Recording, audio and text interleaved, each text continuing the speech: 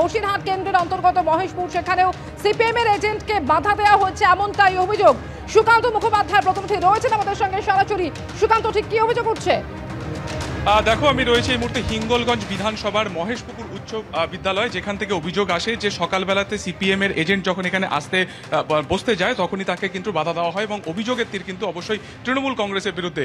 এই খবর পাওয়ার সঙ্গে সঙ্গেই নিরাপদ সর্দার, এই লোকসভার যিনি সিপিআইএম প্রার্থী, তিনি এখানে আসেন এবং প্রথমে তিনি বাড়িতে চলে যান। সেখান থেকে সেই বুথ এজেন্টকে হাত ধরে নিয়ে এসে তিনি কিন্তু ভেতরে বসান এবং এখনো পর্যন্ত এই বুথে ভোট গ্রহণ শুরু হয়নি। নিরাপদবাবু, আপনার কাছে মুহুর্মুহুর ফোন আসছে, আপনি এখানে এলেন, অভিযোগটা কি ছিল? অভিযোগটা ছিল আমার এজেন্ট যখন এখানে এসেছিল তখন আসার পথে মাঝখানে কয়েকজন বাধা দেয়, তারপরে ওরা এখানে চলে আসে। তারপরে ওরা বাধা দেয় যে না, তুমি এজেন্ট হতে পারবে না। হ্যাঁ, ফলে ওর উপরে চাপ তৈরি হতে থাকে, তখন ও ওখান থেকে সরতে থাকে। তারপরে ওরা একটু ভয়ভীতি দেখায়, তাড়া দেয়। সন্দেশখালী আজকে গোটা দিন জুড়ে অবশ্যই আমাদের নজরে থাকবে, অর্থাৎ বসিরহাট লোকসভা কেন্দ্র। কিন্তু এই মুহূর্তে আমরা সরাসরি আপনাদের নিয়ে যাব জয়নগর লোকসভা কেন্দ্রের অন্তর্গত কুলতলিতে। তৃণমূল কংগ্রেস ভোট দিতে বাধা দিচ্ছে, গ্রামবাসীরা ক্ষুব্ধ। একেবারে 15 মিনিটের মাথায় ইভিএম ছুঁড়ে ফেলে দিলেন জলে।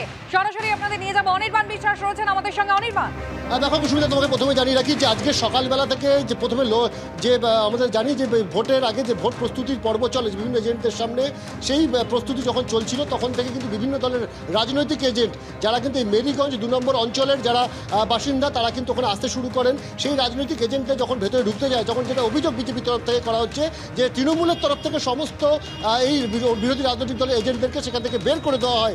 এরপর কিন্তু গ্রামবাসীরা যখন বিষয়টি জানতে পারেন, তারা কিন্তু ক্ষিপ্ত হয়ে ওঠেন এবং তারাই কিন্তু এই ভোট প্রক্রিয়া শুরু হওয়ার ঠিক আগে তারা এই বুথের ভেতরে ঢুকে যান 40 এবং 41 নম্বর বুথে, এবং সেখানে ঢুকে গিয়ে সেখানে ইভিএম মেশিন এবং ভিভিপ্যাট, সেই ইভিএম মেশিন এবং ভিভিপ্যাট তারা কিন্তু তুলে নিয়ে জলে ফেলে দেন। শুধু তাই নয়, পুলিশ যখন পরবর্তী সময় গাড়ি নিয়ে এলাকায় ঢোকে, পুলিশের গাড়ির সামনে গাছের গুঁড়ি ফেলে তারা বিক্ষোভ দেখাতে থাকেন। আমাদের সঙ্গে একেবারে পরিস্থিতি উত্তপ্ত হয়ে উঠেছে কুলতলিতে। একদিকে ইভিএম এবং ভিভিপ্যাট যেমন জলে ফেলে দিয়েছেন ক্ষুব্ধ গ্রামবাসীরা, তার পাশাপাশি পুলিশ এলে গাছের গুঁড়ি ফেলে বিক্ষোভ দেখাচ্ছেন তারা। গত প্রায় 5 মাস ধরে যে সন্দেশখালী একেবারে সংবাদ শিরোনামে রয়েছে, সেই সন্দেশখালী যে বসিরহাট লোকসভা কেন্দ্রের অন্তর্গত, আজ সেখানে নির্বাচন।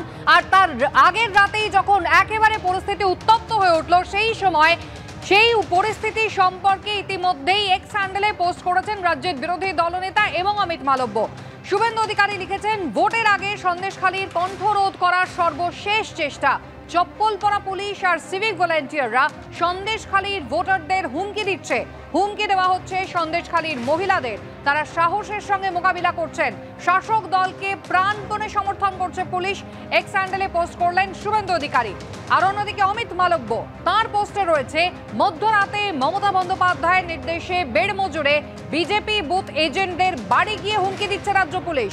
মহিলাদের হেনস্থা করা হচ্ছে, তাদের ভোটার কার্ড ছিনিয়ে নেওয়া হয়েছে। আলো নিভিয়ে এইসব চলছে। তৃণমূলের গুন্ডারা পুলিশকে পথ দেখাচ্ছে। পাপের ফল ভুগতে হবে মমতা বন্দ্যোপাধ্যায়কে, এক্স হ্যান্ডেলে পোস্ট করে বললেন অমিত মালব্য।